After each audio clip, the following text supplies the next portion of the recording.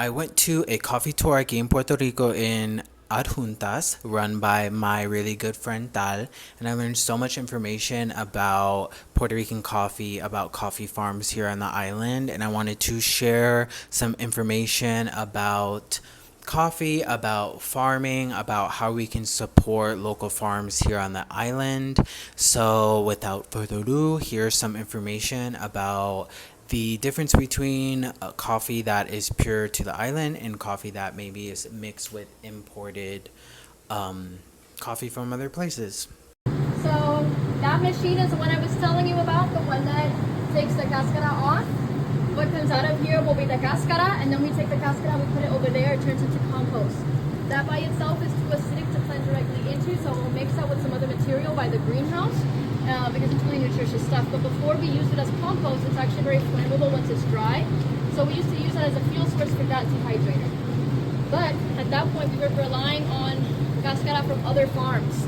And production has significantly decreased in the last 20 years, partially because multinational corporations created there's something called puertorico coffee roasters that is kind of confusing because it sounds like a local conglomerate of producers that are protecting their interests, right?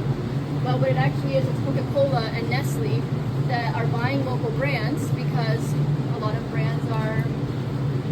people that own coffee farms are getting into their 80s and 90s, and Coca-Cola comes, offers them a pretty penny because their kids don't want anything to do with the farm, and then, what are they going to do, So, about 80% of, local brands and farms are now a part of Puerto Rico coffee roasters, being owned or managed, whatever word you want to use, by Coca-Cola and Nestle.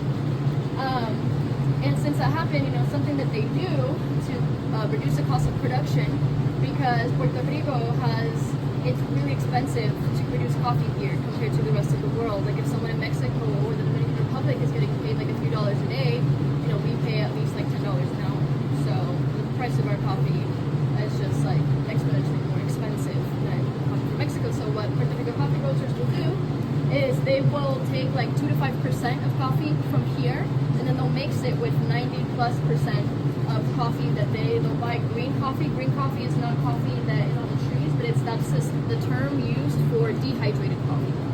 So they'll take green coffee from Mexico, Dominican Republic, bring it here, roast it here, and then through roasting it here, they're legally allowed to say it's Puerto Rican coffee. But obviously, it's not coffee that supports farms and farmers. There you go, right?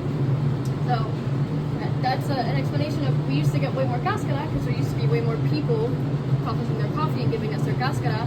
Once we no longer could get that, we moved over to other dehydrators because we had